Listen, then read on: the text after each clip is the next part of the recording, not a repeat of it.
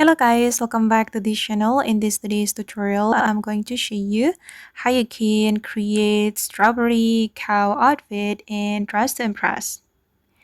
Okay, let's get into it guys. First of all, you can go to this top area and then we're going to wear this t-shirt.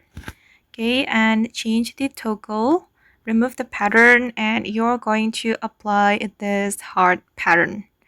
Okay, the next one, we're going to go to the skirt area and I'm going to wear the skirt and I'm going to apply this pink color.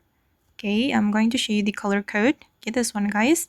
And then we're going to go to this area and wear this item from the petal update. Okay, this one, and also this ear.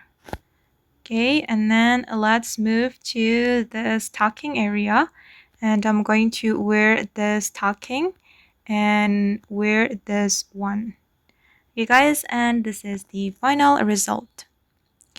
Okay, and that's all the way to create strawberry cow in Dress to Impress. I hope this video will be useful for you.